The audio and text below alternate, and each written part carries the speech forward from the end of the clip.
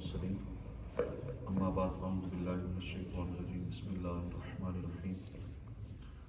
الصلاۃ والسلام علیک یا رسول اللہ الصلاۃ والسلام علیک یا رسول اللہ وعلی آلک واصحابک یا حبیب اللہ وعلی آلک وصحبک یا حبیب اللہ الصلاۃ والسلام علیک یا نبی اللہ الصلاۃ والسلام علیک یا نبی اللہ وعلی آلک واصحابک یا نور اللہ وعلی آلک وصحبک یا نور اللہ نویت سنت الاعتکاف نویت سنت فرمان آخری نبی صلی اللہ علیہ وآلہ وسلم مجھ پر کثرت سے درود پاک پڑھنا گناہوں کے لیے مغفرت مجھ پر کثرت سے درود پاک پڑھو تمہارا مجھ پر درود پاک پڑھنا تمہارے گناہوں کے لیے مغفرت ہے صلو علی الحبیب صلی اللہ علی محمد صلی اللہ علیہ وسلم فرمان مصطفیٰ صلی اللہ علیہ وسلم مسلمان کی نیت اس کے عمل سے بہتر ہے ارشاد غزالی خوشبو استعمال کرنا جائز ہے البتہ اس پر ثواب پانے کے لیے اچھی نیت ضروری ہے خوشبو لگانا نہ گناہ ہے نہ ثواب ہے لیکن ثواب بنایا جا سکتا ہے اچھی نیتیں کر اس طرح کی نیتیں کی جا سکتی ہیں مثلا سنت مصطفیٰ صلی اللہ علیہ وسلم ہے اس لیے خوشبو لگاؤں گا تب اس پہ ثواب ملے گا سنت کا ثواب ملے گا لگانے سے قبل بسم اللہ پڑھوں گا خوشبو لیتے یا سونگتے وقت اس نیت سے درود شریف پڑھوں گا کہ پیارے آقا صلی اللہ علیہ وسلم اسے پسند فرماتے تھے کثرت سے حضور خوشبو استعمال فرماتے تھے ادائے شکر نعمت کی نیت سے الحمدللہ رب العالمین کہوں گا ملائکہ اور مسلمانوں کو خوشی پہنچاؤں گا فرحت پہنچاؤں گا اچھی خوشبو مسلمانوں کو فرحت پہنچاتی ہے عقل بڑھے گی کیونکہ خوشبو استعمال کرنے سے اور اچھی خوشبو استعمال کرنے سے عقل تیز ہوگی تو عقل اس نیت سے تیز کروں گا تاکہ احکام شرعی سیکھوں اب صرف دنیاوی نیت تو عقل تیز ہوگی لوگوں کو چکر دوں گا عقل تیز ہوگی لوگوں کو چونا لگاؤں گا عقل تیز ہوگی تو پھر اس نیت سے عقل تیز کرنے کا پھر ثواب نہیں ملے گا تو شاید گناہ کی صورتیں بڑھ جائیں تو عقل تیز ہوگی عقل بڑھے گی تو احکام شرعی یاد کرنے سنتیں سیکھنے اہم دینی کام بآسانی انجام پانے پر قوت حاصل کروں گا حضرت علامہ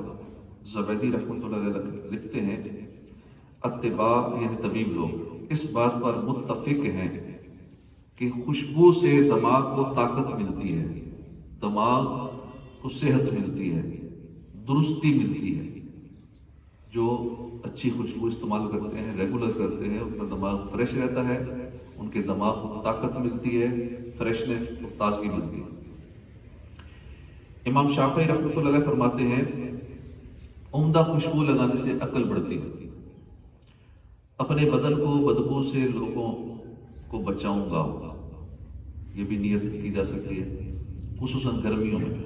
گرمیوں میں ویسے بھی خوشبو کا بزنس بڑھ جاتا ہے کیونکہ گرمیوں میں خوشبو استعمال کرنے والے زیادہ ہو جاتے ہیں تو گرمیوں میں خوشبو کا استعمال ویسے بھی زیادہ کرنا چاہیے کیونکہ پسینے سے اسمیل پیدا ہوتی ہے جسم سے جو پسینہ نکلتا ہے کپڑوں سے بدبو آتی ہے جلدی کپڑے میلے ہو جاتے ہیں جلدی اسمیل شروع ہو جاتی ہے تو اس لیے گرمیوں میں خوشبو کا استعمال تو اور زیادہ کرنا چاہیے تاکہ لوگوں کو بدبو سے بچایا جا سکے یہ بھی اچھی نیت ہے کہ میں لوگوں کو اپنی بدبو سے بچاؤں گا جب لوگوں کو بدبو آئے گی تو پھر نفرت ہی پیدا ہوتی ہے دل میں گھن آتی ہے لوگ پھر دور ہی رہنے کی کوشش کرتے ہیں خوشبو ہوگی تو دل کرے گا قریب جائیں خوشبو کے قریب جانے کو دل کرتا ہے خوشبو کے پیچھے پیچھے جانے کو دل کرتا ہے بدبو ہوگی اس سے بھی لوگ ہم سے دور ہو جائیں لباس وغیرہ سے بدبو دور کر کے مسلمانوں کو غیبت کے گناہ سے بچاؤں گا کیونکہ کسی مسلمان کا لباس وغیرہ بدبودار ہو تو اس کے پیچھے سے اس طرح کہنا کہ اس کے کپڑوں سے بو آ رہی تھی اس کے ہاتھوں سے بو آ رہی تھی منہ سے بو آ رہی تھی تو یہ غیبت ہے غیبت کرنے والا کبیرہ گناہ میں پڑ گیا اور غیبت کس وجہ سے غیبت میں پڑا اس کی وجہ سے جو خوشبو نہیں استعمال کر رہا بدبو آ رہی ہے اب یہ خوشبو لگا لیتا، نہ بدبو آتی، نہ وہ غیبت کرتے، نہ وہ گناہ میں مبتلا ہوتے۔ تو مسلمانوں کو غیبت سے بچاؤں گا، اس لیے خوشبو لگا رہا ہوں۔ امام غزالی فرماتے ہیں جو بچ سکنے کے باوجود خود وہ غیبت پر پیش کرے، وہ بھی اس غیبت کے گناہ میں شامل ہے۔ کوئی بندہ ایسا کام کرے، اسے پتہ بھی ہے کہ میں یہ حرکت کروں گا، یہ کام کروں گا تو لوگ غیبت کریں گے، پیچھے سے باتیں کریں گے، تو ایسا شخص بھی برابر شریک ہے۔ حالانکہ غیبت اپنی ہو رہی ہے، لوگ ہمارے خلاف ہی باتیں کر رہے ہیں اور ہمیں گناہ بھی ہو رہا ہے، غیبت کا گناہ۔ غیبت لوگ کر رہے ہیں، ہم شامل ہیں اس گناہ میں، کیونکہ ہم سبب بنے غیبت کروانے کا۔ تو ایسا کام ہی نہ کریں کہ لوگ ہمارے غیبت کریں۔ تو غیبت سے بچانے کی نیت سے بھی خوشبو، اور بھی خوشبو کے علاوہ بھی کپڑے پہننے کے حوالے سے یا دیگر امامات، ٹوپی، دیگر جو بھی ہمارا سلسلہ ہے، اس میں بھی ایسی کوئی حرکت نہ کریں، ایسا کوئی لباس نہ پہنے، کپڑے گندے نہ ہوں، امامہ گندہ نہ ہو، صاف ستھرا لباس، ہر وقت اوورآل صاف ستھرا رہنے کی کوشش کرے، تاکہ کہیں لوگ یہ نہ کہیں فلاں بڑا گندا ہے، فلاں منہ میں نہیں دھوتا، فلاں تو ایسا ہے، فلاں کے جوتے گندے ہیں، فلاں چیز ٹھیک نہیں ہے، بدبو آتی ہے۔ اس طرح کی باتیں کر کے نہ، ایک تو لوگ ہمارے مخالف ہوتے رہیں گے، کوئی بندہ محبت نہیں کرے گا، اور ان کو غیبتوں کا موقع ملے گا، ان کو تو گناہ ہو گئی، ہمیں بھی گناہ ہوگا، کیونکہ ہم ایسے کام ہی نہ کرتے کہ وہ بیچارے غیبت میں نہ پڑتے، اس غیبت کے گناہ میں برابر کے شریک ہو جائے گا۔ موقع کی مناسبت سے یہ بھی نیتیں کی جا سکتی ہیں، مثلا نماز پڑھنے سے پہلے اگر خوشبو لگانی ہے تو یہ نیت کر لیں نماز کے لیے زینت حاصل کروں گا، کیونکہ نماز کے لیے زینت حاصل کرنا، اچھے کپڑے پہننا، خوشبو لگانا، تیل لگانا، تیار ہونا، کنگھی کرنا، جو بھی اس کی تعظیم میں آتا ہے، اس کی تیاری میں جو کچھ میک اپ ہو سکتا ہے جتنا، کہ نماز کے لیے میں اللہ کی بارگاہ میں حاضری کے لیے جا رہا ہوں۔ اب کہیں فنکشن میں جاتے ہیں تو اچھی کریمیں بھی لگاتے ہیں، تیل بھی لگاتے ہیں، تیار بھی ہوتے ہیں، کسی بڑے کے پاس جانا ہے، دنیاوی عہدیدار کے پاس جانا ہے، اچھی طرح تیار ہوں گے، لیکن اللہ کی بارگاہ میں جانا ٹھیک ہے، نہ کریم ہے تو نہ تیل ہے تو نہ لباس ہے، جیسے ہے ویسے ہی چلے جاتے ہیں۔ تو اللہ کی بارگاہ میں حاضر ہوتے ہوئے نماز کے لیے زینت حاصل کرنی چاہیے، تو خوشبو میں یہ بھی نیت کریں۔ پھر مسجد کی تعظیم کی نیت بھی، کہ مسجد میں بدبو والا شخص تو ویسے ہی گناہ ہے، ایسے شخص کا جانا حرام ہے، تو مسجد کو بدبو سے بچاؤں گا، اور مسجد اللہ کا گھر ہے، مسجد کی تعظیم کی نیت سے خوشبو لگاؤں گا۔ اس کے بعد نماز کی صف میں ساتھ بیٹھے ہوئے کو راحت پہنچاؤں گا۔ خوشبو آ رہی ہوگی تو جو آپ کے دائیں بائیں بیٹھے ہوں گے، ان کو جب خوشبو آنی ہے نا، ان کو ایک دفعہ مزہ آ جائے گا، سکون مل جائے گا، اچھی خوشبو ہوگی۔ تو ہاں، اگر گھٹیا سستی اس طرح خوشبو ہوگی کہ ساتھ والا کہے ہوئے دور ہی بیٹھے سے سر کو چڑھ جاتی ہے، سر درد شروع کر دیا ہے، اس نے ایسی خوشبو لگائی ہے، تو اچھی خوشبو، ایسی خوشبو بھی نہ لگائیں کہ لوگ آپ سے دور ہو جائیں اور بولنا پڑے ان کو بھائی نہ لگایا کریں آپ یہ خوشبو، یا ہمارے قریب نہ آیا کریں، قریب نہ بیٹھا کریں۔ تو خوشبو جب بھی لگائیں اچھی خوشبو لگائیں۔ نماز تہجد ادا کرنے سے پہلے لگانی ہے تو اس کی نیت کر لیں گے کہ نماز تہجد، جمعہ، پیر شریف، رمضان المبارک، عید الفطر، عید الاضحیٰ، شب میلاد، عید میلاد النبی وغیرہ، تو اس کی تعظیم کے ساتھ بھی نیت کی جا سکتی ہے۔ جلوس میلاد، شب معراج النبی، شب برات، 11ویں شریف، یوم رضا، درس قرآن و حدیث، کہ میں درس سننے کے لیے نماز کے بعد بیٹھتا ہوں تو میں اس لیے بھی خوشبو لگاؤں گا۔ اسی طرح تلاوت قرآن سننے کے لیے، اوراد و وظائف کرنے کے لیے، کہ میں نے ابھی اوراد و وظائف کرنے ہیں اس لیے میں خوشبو لگا کے اوراد و وظائف کروں گا۔ درود شریف پڑھنے لگا ہوں میں پہلے خوشبو لگا لوں،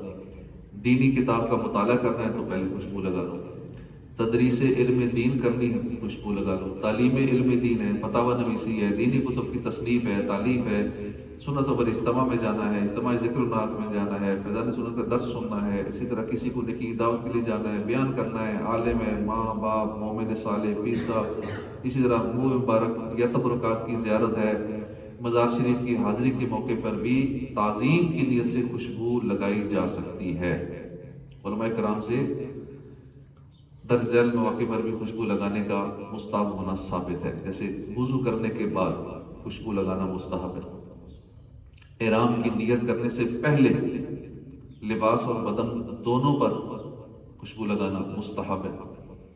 حج کا احرام کھل جانے پر طواف زیارت سے پہلے، مرد و عورت دونوں کے ملاپ سے پہلے، میت کو نزعہ کے وقت یعنی جب مرنے والا کوئی شخص اس وقت اس کو خوشبو لگائیں. میت کو نہلاتے وقت خوشبو سلگانا، بلکہ جس تخت یا چارپائی پر نہلانا ہو اسے 3 یا 5 بار یا 7 بار دھونی دی جاتی ہے. اگربتیوں کی، لبان کی یا کسی بھی خوشبو کی جس پھٹے میں میت کو لٹایا ہے ابھی غسل دینا ہے اس کے ارد گرد 7 مرتبہ ایسے دھونی دی جاتی ہے. میت کو غسل دینے کے بعد اس کے بدن پر کافور کا پانی ملنا جو کہ خوشبو ہے، خوشبودار مادہ ہے. میت کو کفن پہنانے کے بعد داڑھی اور تمام بدن پر خوشبو ملنا اور مواضع سجود پر یعنی سجدے کی جگہوں پر جہاں جہاں سجدے میں جو جگہ ٹچ ہوتی ہے زمین سے اسے مواضع سجود کہتے ہیں. ان پر خوشبو لگانا میت کی. جتنی اچھی نیتیں بڑھاتے چلے جائیں گے ایک خوشبو لگانا اتنا زیادہ عبادت کا کام ہو جائے گا. بس ہماری نیتوں پہ ڈیپینڈ کرتا ہے. خوشبو وہی لگانی ہے جو 1-2 قطرے لگانی ہے، لیکن نیتیں کرتے جائیں گے، نیتیں سوچتے جائیں گے، ثواب بڑھتا چلا جائے گا. جتنا ٹائم نیتوں میں لگ جائے لگاتے جائیں، کیونکہ عبادت بڑھانے کے لیے وہ ٹائم لگا رہے ہیں. وہ وقت ہمارا عبادت میں انشاءاللہ گزرے گا، کیونکہ مسلمان کی نیت اس کے عمل سے بہتر ہے. ورنہ موقع کی مناسبت سے کم از کم 2-4 نیتیں تو کر ہی لینی چاہیے. اگر اتنی زیادہ بندہ کہ میرے پاس ٹائم ہی نہیں ہے، باقی سارا ٹائم ہے سوشل میڈیا کے لیے، خبریں سننے کے لیے، پاکستان کی سیاست کی اپڈیٹ لینے کے لیے، ساری ٹائم ہوتا ہے. لیکن جو اس طرح کا نیک کام ہوتا ہے نا پھر بندہ کہتا ہے میرے پاس ٹائم ہی نہیں ہے، بڑا شارٹ ٹائم ہوتا ہے. تو ٹائم شارٹ بھی ہے تو چلو 2-4 نیتیں تو کر ہی لیں کہ اللہ کی رضا کے لیے لگا رہا ہوں، نماز کی تعظیم کی لگا رہا ہوں. جو 2-4 موٹی موٹی نیتیں، اپنی نیت شرم درست بھی ہونی چاہیے، موقع کی مناسبت سے بھی ہونی چاہیے. کہ مثلا نماز پڑھنے آ رہا ہے، اب کہہ رہا ہے میں تہجد کے لیے خوشبو لگا رہا ہوں. بھائی دن کو کون سی تہجد ہوتی ہے؟ تو نماز پڑھنے آ رہا ہو تو پھر نماز کی نیت کرو، تہجد پڑھنے تو نہیں جا رہے. تو اس طرح نیت وہ ہو کہ واقعی وہ کام کرنے جا رہا ہو وہی نیت ہو. تو نیت کا موقع بھی ہونا چاہیے، نیت درست بھی ہونی چاہیے. زیادہ یاد نہیں ہے تو کم از کم 2-3 نیتیں تو کر ہی لینی چاہیے. اور جب نیتوں کی عادت بن جائے گی تو پھر انشاءاللہ بہت ساری نیتیں یاد بھی ہو جائیں گی اور ذہن میں نئی نیتیں آ جائیں گی. پھر آپ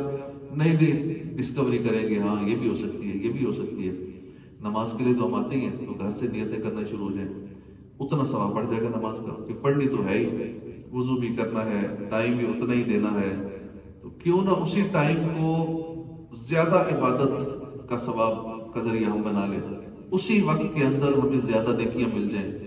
تو اس کے لیے نیتیں گھر سے چلے تو نیتیں کرنی شروع کر دیں. نماز پڑھنے جا رہا ہوں تو راستے میں کو ملا تو سلام کروں گا، مسلمانوں کی زیارت کروں گا، مسجد کی زیارت کروں گا، کسی کو تکلیف نہیں پہنچاؤں گا. اس طرح کی نیتیں کرتے جائیں، بڑھاتے جائیں، بڑھاتے جائیں. 40-50 نیتیں چلتے چلتے ہو ہی جائیں گی. اب نیت کر لی، ثواب لکھ دیا گیا. عمل کرنے کا موقع ملے نہ ملے، راستے میں کوئی نہیں ملا، آپ نے نیت کر لی تھی کہ جو ملا سلام کروں گا. بالفرض ایک بندہ بھی نہیں ملا، ایک کو بھی سلام نہیں کیا، لیکن سلام کرنے کا ثواب لکھ دیا گیا، کیونکہ نیت کرتے ہی ثواب لکھ دیا جاتا ہے. موسیٰ علیہ السلام کے دور میں جب قحط پڑا تو ایک شخص نے ایک ریت کا ٹیلا دیکھا. اس نے نیت کی کہ اللہ اگر اتنا میرے پاس اناج ہوتا، آٹا ہوتا تو میں فری تقسیم کر دیتا، تیری رضا کے لیے